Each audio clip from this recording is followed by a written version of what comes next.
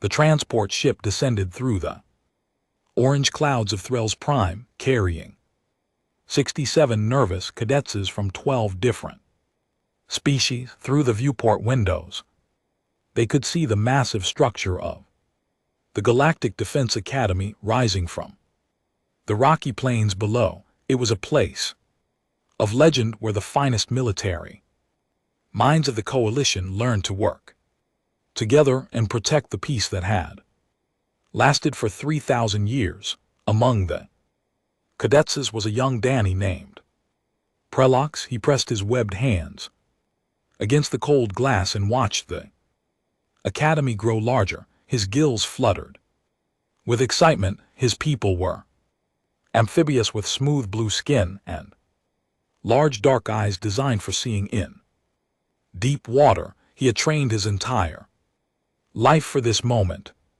His father had served in the Coalition fleet and his grandfather before him. Now it was his turn to bring honor to his family. Sitting beside him was a Seath called Crystalline Fragment 7. The Seath were beings made of living mineral, their bodies formed from geometric crystals that caught and reflected light. When they spoke, their voices sounded like wind chimes. Fragment 7 was nervous too, though it was hard to tell from looking at them. Their crystal surface simply vibrated at a slightly higher frequency than normal. Across the aisle sat a group of V cadets. The VR were insected beings with 4 arms, compound eyes, and delicate wings folded against their backs. They clicked and buzzed to each other in their native language, pointing at things outside the window. One of them, a female named Kirix, noticed Prelox watching and gave him a friendly wave with 2 of her arms. But there were 3 cadets who sat apart from the others. They were in the far back corner of the transport, speaking quietly among themselves. Prelox had never seen their species before. They had soft skin in various shades of brown and pink, hair on their heads, and only 2 arms and 2 legs. They were smaller than most species on the ship, with no natural armor, no claws, no wings, and no obvious weapons built into their bodies. What are those? Fragment 7 asked, their chimes soft with curiosity. Humans, Prelox answered. He had read about them in his preparation materials. They joined the Coalition 18 cycles ago. They come from a small planet called Earth. They look fragile, Kirix said, having moved closer to listen. How did they even achieve space travel? Prelox did not know the answer. The humans did look fragile.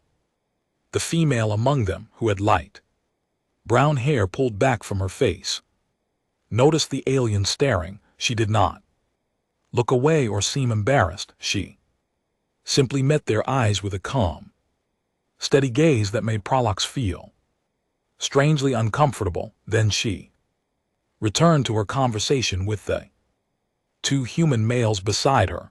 The transport landed with a gentle bump, and the cadets filed out onto the landing platform. The air of Threll's Prime was thin and dry, with a faint smell of sulfur. Coalition species from dozens of worlds milled about, some in uniform, others in the simple gray clothing of new arrivals. A booming voice cut through the noise. New cadets form ranks in the central courtyard. Commander ZRI will address you shortly. They followed the signs in the flow of bodies until they reached a massive open space surrounded by tall buildings. Nearly 112 cadets gathered there, arranging themselves in neat rows.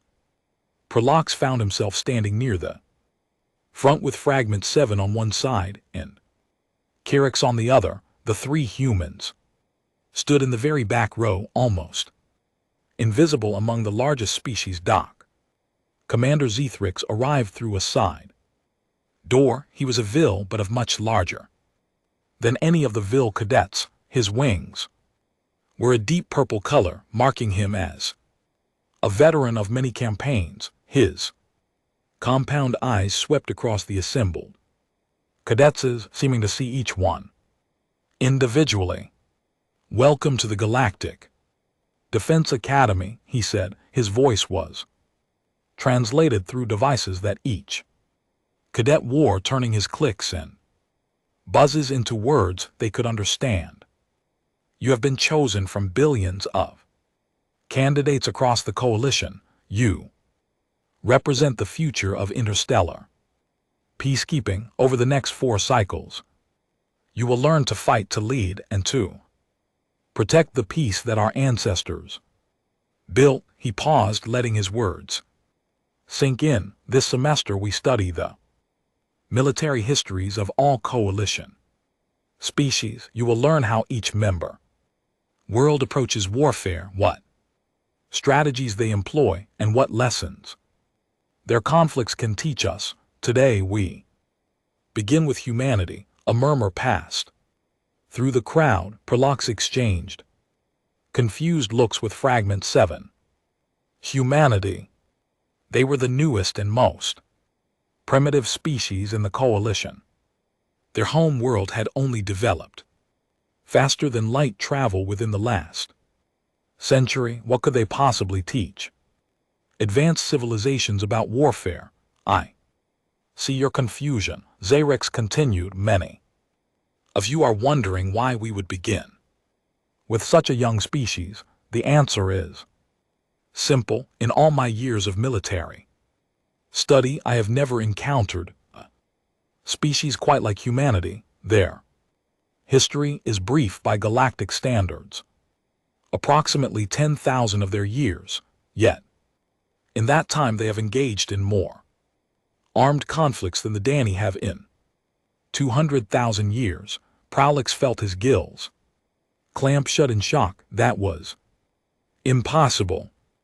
That was impossible. The Dorani were one of the oldest species in the coalition.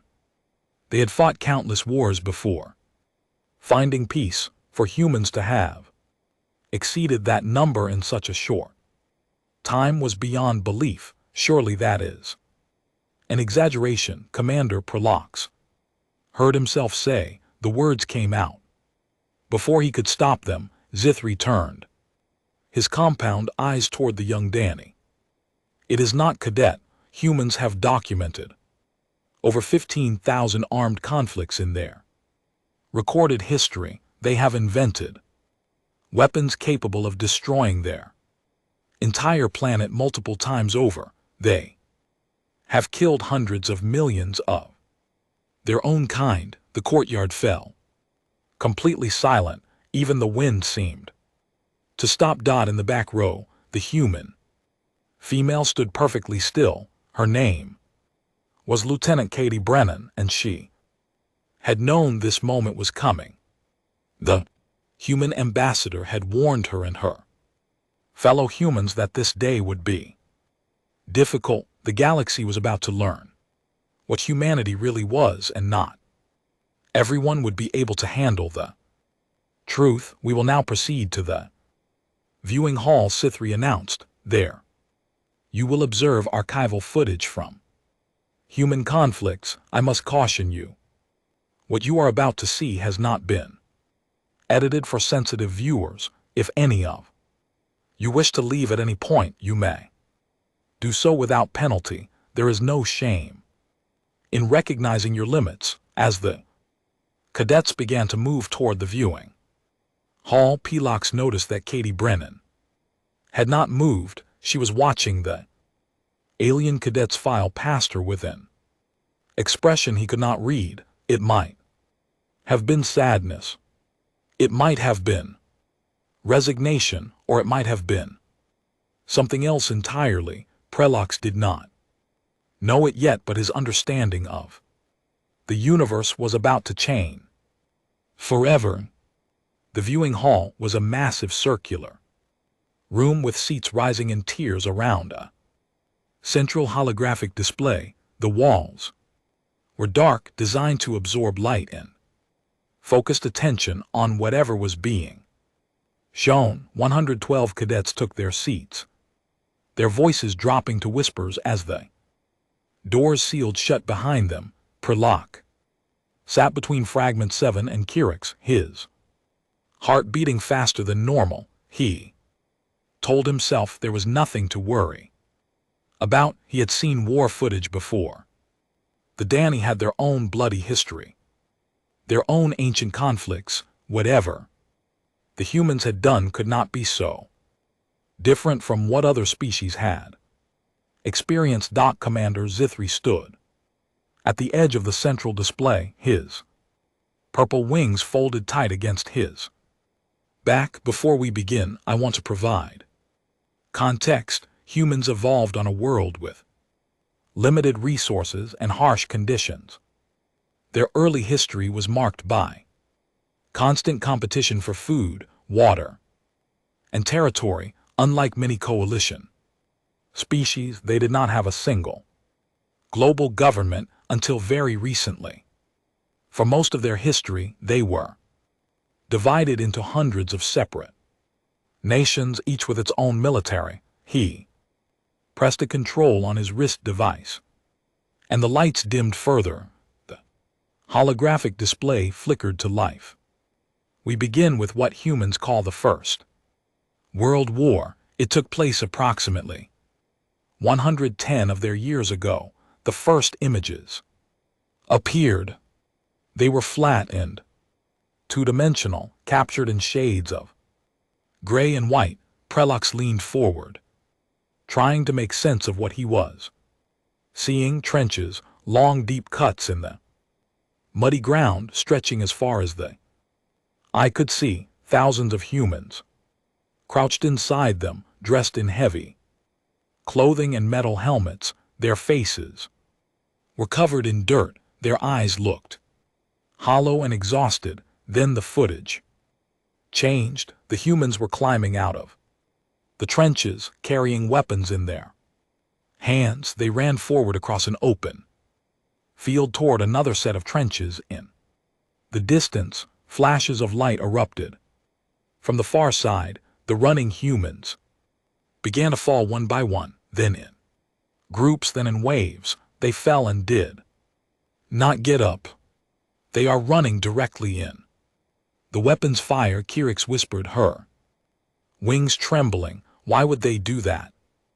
The footage continued. Explosions tore through the earth, sending bodies flying through the air. The mud was no longer brown, it was red. Prolux felt his stomach's turn. He had seen violence before, but this was different. This was not a battle between two armies. This was slaughter on an industrial scale. Humans were dying by the hundreds, by the thousands, and still more came climbing out of the trenches to take their place. Then the footage showed something even worse. A yellow-green cloud rolled across the battlefield. Pushed by the wind, the humans began to choke and claw at their faces. They fell to the ground, convulsing, foam pouring from their mouths. They are using poison gas, Zithri explained. Chemical weapon designed to burn the lungs and blind the eyes. Both sides used it against each other. Fragment 7 made a high-pitched sound of distress, their crystal body vibrating so hard that the cadets sitting nearby could feel it. They poisoned their own atmosphere while they were standing in it. From the back of the room, a human voice spoke. It was Katie Brennan, the female lieutenant. Her voice was calm and flat, as if she were reciting facts from a textbook. The First World War lasted 4 years. 17 million humans died. Another 23 million were wounded. Some of the soldiers spent months living in those trenches, surrounded by mud and rats and the bodies of their friends. Many of the survivors were never the same again. The room was silent except for the sounds of the footage. Prolux found he could not look away even though every part of him wanted to. The holographic display shifted. The images were now in color, sharper and clearer than before. This is the second world war, Zurich said. It began approximately 20 years after the first one ended. Tanks rolled through burning cities. Aircraft filled the sky, dropping bombs that turned buildings into rubble and fire. Soldiers fought in streets and fields and forests. The dead were everywhere, bodies stacked in piles, bodies floating in rivers, bodies hanging from trees. But it was the next sequence that broke something in the viewing hall. On the footage showed a single aircraft flying high above a city. A small object fell from its belly, tumbling toward the buildings below. Then there was a flash of light, so bright that the holographic display struggled to render it. When the light faded, there was nothing left. The city was gone. In its place was a cloud, shaped like a mushroom, rising miles into the sky. This is a nuclear weapon, Zurich said, a device that splits atoms to release enormous amounts of energy. This single bomb killed approximately 80,000 humans instantly. Tens of thousands more died in the following weeks from burns and radiation sickness. Prolox heard a sound beside him. Kirix was crying, tears leaking from her compound eyes. All around the room, cadets were reacting with horror. Several VR had already fled, their wings buzzing in panic as they sought the exits. They used that weapon twice, another human voice said. This one belonged to Sergeant Cole Murphy, a tall male with short dark hair and a scar on his chin. His voice was as flat as Katie Bren's had been, both times on civilian population centers, cities full of families and children. They calculated that it would end the war faster and save more lives in the long run, so they chose the quicker horror over the slower one. That is how humans think about war. The third human added. His name was Corporal Danny Vance, and he was the youngest of the three. His face was pale, but his voice did not shake. We count the bodies and pick the smaller number. We do math with human lives and choose the option that kills fewer people, even if that option is a nightmare. Commander ZRI paused the footage. The mushroom cloud hung frozen in the air, a monument to destruction on a scale that most coalition species had never imagined. We will take a short break, Zurich announced. Those who need to leave may do so. We will continue in 1 hour. The lights came up. Prolox sat frozen in his seat, unable to move. His mind was struggling to process what he had just seen. Danny had fought wars. Yes, they had killed each other in ancient times, but nothing like this, nothing on this scale. He looked toward the back of the room where the three humans still sat. They had not moved. They had watched the footage of their own species' atrocities with faces that showed no surprise, no shock, no denial. They had known. They had always known. And this, Prolox realized with a cold feeling spreading through his body, was only the beginning. The footage had covered less than 50 years of human history. There were thousands more years to go. For the first time in his life, Prolux understood what it meant to be truly afraid. The footage continued over the following days. Each morning the cadets would gather in the viewing hall. Each morning there were fewer of them. By the second day, 23 cadets had submitted withdrawal requests. By the third day, the number had grown to 41. The viewing hall, which had felt crowded on the First day now had empty sections where no one wanted to sit. Pelox forced himself to return each time. He did not know why. Perhaps it was pride, perhaps it was the stubborn Danny refusal to admit weakness, or perhaps it was something else, a need to understand, a need to know what humans truly were. The footage showed wars that came after the nuclear bombings. Humans had not learned peace from their terrible weapons. They had simply found new ways to fight. There was a war in a place called Vietnam. Soldiers moved through thick green forests, never knowing when the enemy might appear. They burned villages. They dropped chemicals that made the trees die and fall. They killed each other with traps hidden in the ground and explosions triggered by trip wires. There were wars in deserts. Machines rolled across the sand and missiles fell from the sky like rain. There were wars in cities where soldiers fought building by building, room by room, kicking down doors and shooting at shadows. There were bombs that could be hidden in cars, in bags, in the clothing of people who walked into crowded markets and chose to die so they could take others with them. The CIA cadets were the first entire species to withdraw. Their crystalline bodies were not built to process this kind of horror. Fragment 7 was the last of them to leave. Before they went, they stopped beside Prolog's seat. I cannot continue. Fragment 7 chimed softly. Every time I close my perception nodes, I see the mushroom cloud. I see the bodies. I hear the screaming. How do you bear it, Pelox? I do not know, Pelox admitted. I just keep watching. But why? Prolox had no answer. Fragment 7 left and the Danny was alone.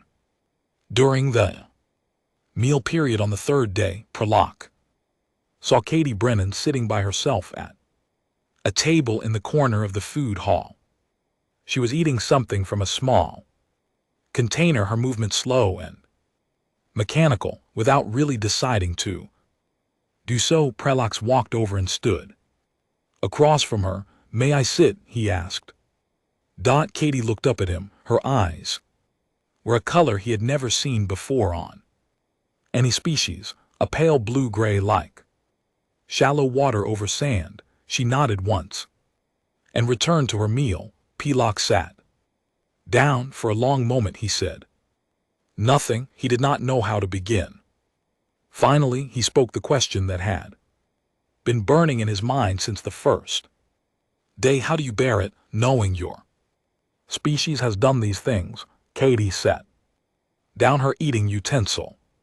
She looked at Prolox with that same steady gaze he had noticed on the transport ship. How do I bear it? She repeated. Prelu, my grandfather fought in one of those wars. My mother served in another. I am here because generations of my family bled so that I can have a chance at something better than what they had. But the brutality, Prel said, the cruelty. How can you accept that this is what you are? Because pretending it did not happen would be worse. Katie leaned forward, her voice soft but intense. Every human child learns these histories. We show them the footage. We take them to the places where the bombs fell and the bodies were buried. We make them understand that this is what happens when diplomacy fails, when hatred takes over, when people stop seeing each other as people. Prolox's gills fluttered with confusion. You traumatize your young with images of death. We educate them. There's a difference. Katie shook her head slowly. A human who has never seen what war really looks like might be eager to start one. They might think it is glorious or exciting or noble, but a human who has seen the footage, who has walked through the memorials, who has listened to the survivors tell their Stories that human understands that war is the last resort, and if you have to fight, you fight to end it as quickly as possible, but you keep fighting. Prolox pressed. The footage shows wars that happened after the nuclear weapons. Your species saw what those bombs could do, and you still kept having wars. Katie's face did something complicated that Prolox could not read. Yes, we kept fighting because the causes of war did not disappear just because the weapons got more terrible. People still hated each other. Nations still wanted what other nations had. Leaders still sent young people to die for ideas and flags and borders on maps. She paused. But we also kept trying to stop. Every war ended eventually. Every enemy became an ally eventually. We built organizations to prevent conflicts, to punish those who committed atrocities, to help rebuild what was destroyed. And did it work? Sometimes. Not always. Katie looked down at her hands. We are not a perfect species. Prolox, we are violent and cruel and capable of terrible things, but we are also capable of recognizing our own cruelty and choosing to be better. That is what the footage is really about. Not just what we did, but what we learned from doing it. That evening, 43 more cadets submitted withdrawal requests. The viewing hall was now less than half full. Commander Zithri noted the numbers without comment and continued the lessons. Prolox remained. He did not know if Katie's words had convinced him of anything, but they had given him something to think about. Humans were not mindless monsters. They were something more complicated, something that scared him in ways he could not fully explain. They were a species that had looked into the darkness of their own nature and had not looked away. They carried that darkness with them, not as a source of pride, but as a warning, and Prolux was beginning to understand that this was perhaps the most terrifying thing of all. By the final day of the Human History module, only 37 cadets remained out of the original 112. The viewing hall felt enormous now. The empty seats a silent testimony to what the footage had done. Those who stayed sat closer together as if drawing comfort from each other's presence. Prolox looked around at the survivors. Kirix was still there, though her wings had not stopped trembling since the second day. A handful of VR remained, their compound eyes dull with exhaustion. A few Danny sat scattered through the tears, their faces grim, and in the back row, as always, the three humans sat in perfect stillness.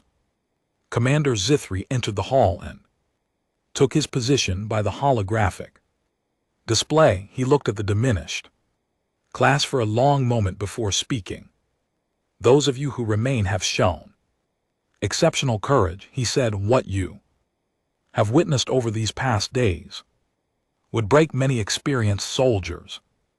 Yet you are still here. I want you to remember this feeling. Remember what it took to stay. This is the first lesson humanity has taught you, though you may not realize it yet. He activated the display, but the footage that appeared was different from what they had seen before. It was not warfare. It was aftermath. The images showed soldiers in dirty uniforms standing in lines handing out food to crowds of thin and hungry civilians. Medics worked in field hospitals treating wounded people who wore the uniforms of the enemy. Trucks delivered supplies to bombed out cities, and workers cleared rubble from streets that had been battlefields just days before. This is also human warfare. Xerix explained. They destroy with terrible efficiency, but they also Rebuilt, watch the footage shifted, now. It showed courtrooms where men in suits sat behind long tables facing men in prisoners' clothing. Documents were presented, testimony was given, verdicts were delivered. After their great wars, humans created systems to hold their own people accountable for atrocities. They put their own generals and leaders on trial. They collected evidence and recorded testimonies. They made sure the world knew exactly what had happened and who was responsible. Pralix felt something strange stirring in his chest. He had expected more horror, more violence, more death. This was something else entirely. The footage continued. Former enemies sat across tables from each other signing documents. Hands were shaken, flags were raised. Children played in streets that had been ruins a generation earlier.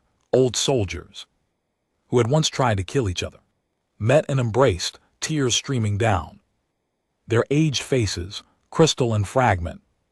Seven's question from days ago echoed in Prelux's mind. Now Kirix asked aloud, her voice barely above a whisper, they forgive. Cole Murphy stood from his seat.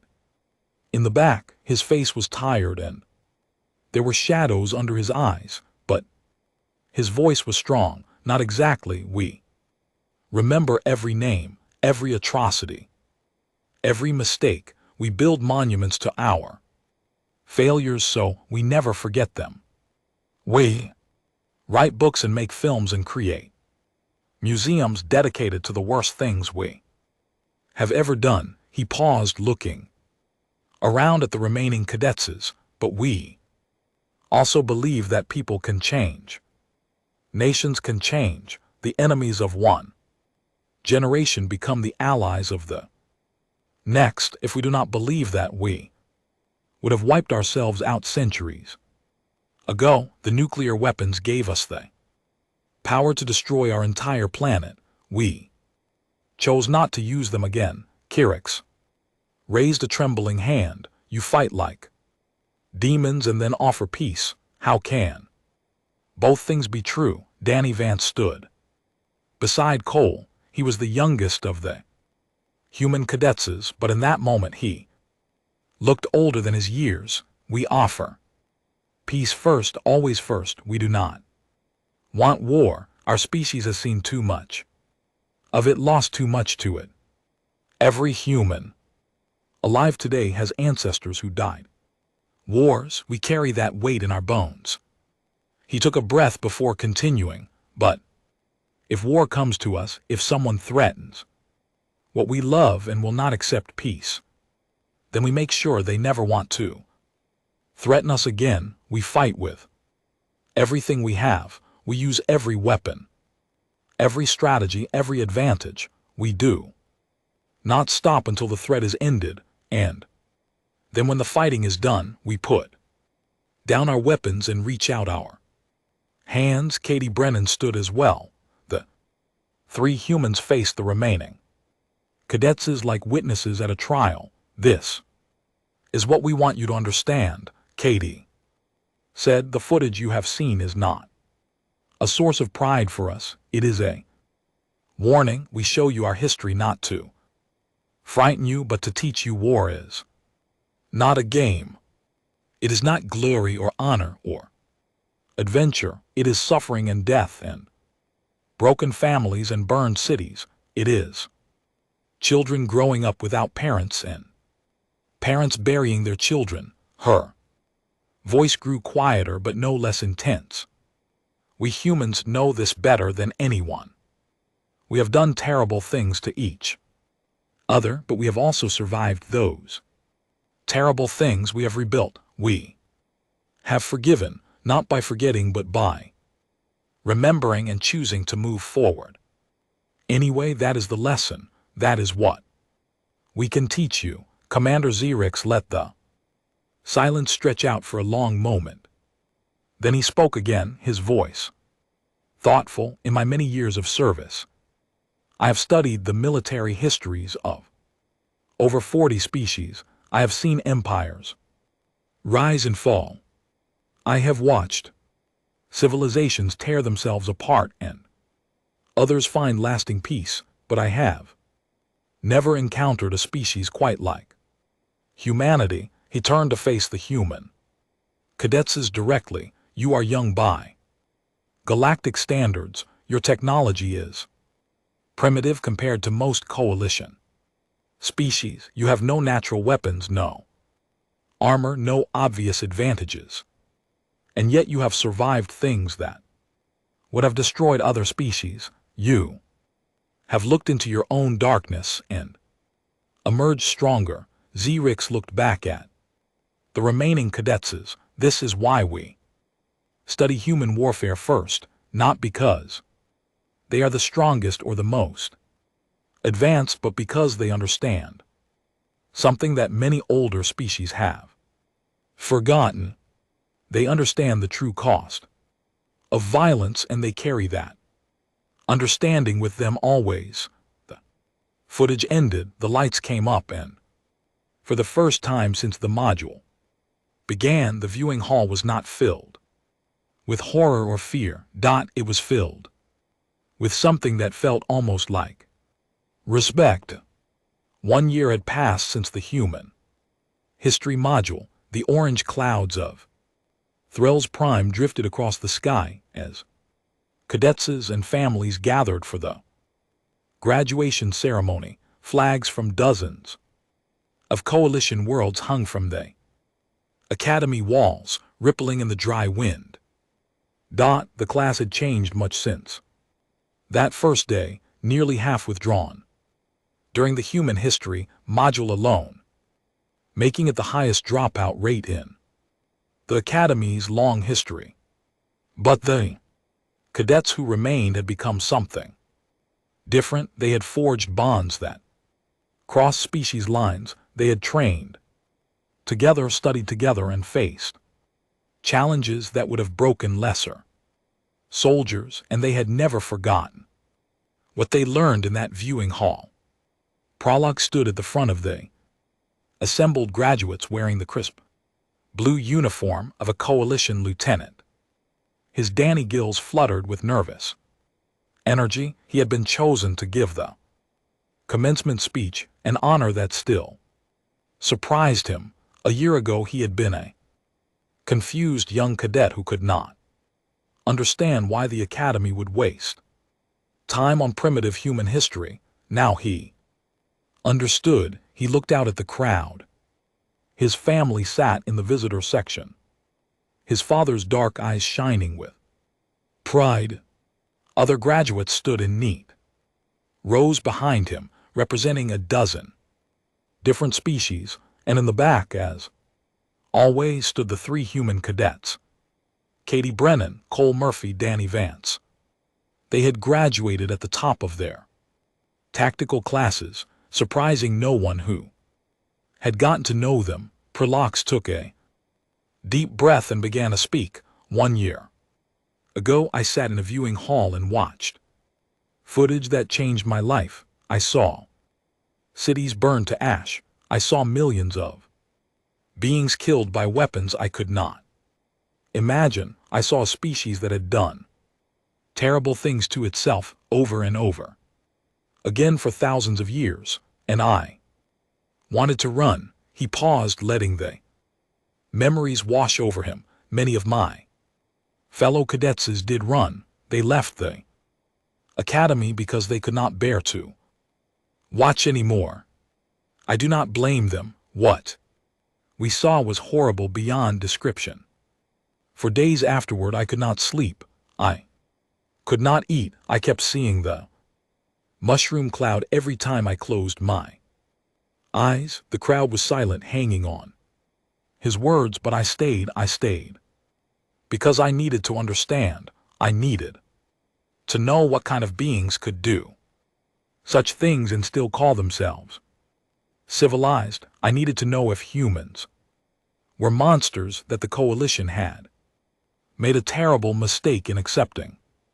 Prooks looked toward the back of the crowd, finding Katie Brennan's pale eyes, she gave him a small nod of encouragement. What I found was something I never expected. Humans are not monsters, they are survivors. They are a species that learned to harness its own capacity for violence and aim it with purpose.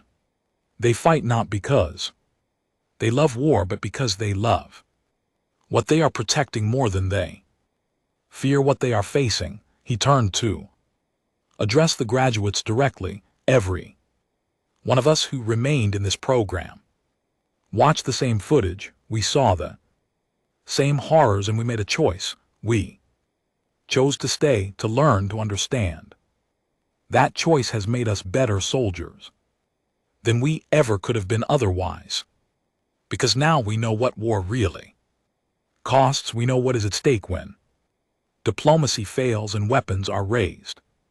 Prolog stepped back from the speaking platform and gestured toward Commander Xerix, who rose from his seat with the dignity of a lifetime of service. The VR commander moved to the platform, his purple wings catching the light. He looked out at the graduates with compound eyes that had seen more conflicts than most of them could imagine. For centuries, Zithri began. The coalition has been cautious about inviting younger species into our militaries. We believed that primitive civilizations had nothing to teach us. We were certain that our long histories and advanced technologies may superior in all ways. We were wrong. He turned toward the human cadets, and something that might have been admiration flickered in his alien eyes. Humanity has taught us that true strength is not the absence of violence, but the understanding of its cost. They do not hide from their own darkness. They study it. They remember it. They build monuments to their worst moments so that future generations will never forget. And then they choose every single day to be better than their ancestors. Zri faced the crowd again. These humans are not monsters. They are the species that looked into the abyss of their own nature and refused to look away. They carry the weight of their history on their shoulders, not as a burden of shame, but as a sacred responsibility. They remember so that others will not have to suffer what their ancestors suffered. The ceremony continued with the awarding of commissions and the recognition of achievements. When it was finished, the graduates mingled with their families and friends. The formal atmosphere gave way to warmth and celebration. Prolox found himself standing beside Danny Vance, sneered the refreshment tables. The young human was watching the celebration with a quiet smile on his face. I almost quit during the first week, Prolux admitted. When they showed the nuclear bombing, I almost walked out and never came back. Danny nodded slowly. A lot of beings did. Why did you never look away? Prels asked. It was a question that had bothered him for months. During all that footage, the three of you never flinched, never closed your eyes. How? Danny was quiet for a long moment. When he spoke, his voice was soft but certain, because looking away is a luxury our ancestors could not afford. They had to face what they did. They had to live with the consequences of their choices. If we look away now, if we pretend it never happened, we might forget why it can never happen again.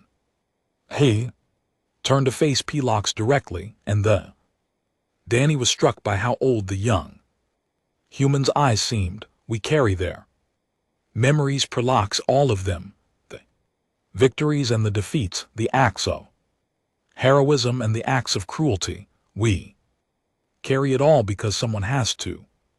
Because forgetting would be a betrayal of everyone who died and everyone who survived. Prolox felt something shift In his understanding, for the first time he truly grasped what humanity was. They were not warriors who glorified battle, they were not pacifists who rejected violence, they were something else entirely. They were witnesses, guardians of memory, keepers of the terrible knowledge that war extracts from those who wage it, and they had joined the coalition not as conquerors or savages, but as teachers. They brought with them 10,000 years of hard-won lessons written in blood and fire. They offered their scars as wisdom. As the graduation celebration continued around them, Prolox looked up at the orange sky of the Prime and thought about the future. The galaxy was vast and full of dangers. New threats would emerge, conflicts would arise. The peace that the coalition had maintained for 3,000 years would be tested again and again. But now the coalition had something it had never had before. It had humanity, a species that understood war in its bones, that carried the weight of its own violent history as both warning and weapon. And in that understanding, Prello realized the galaxy had found not a threat, but a gift. The humans had survived themselves, and now they were here to help everyone else do the same.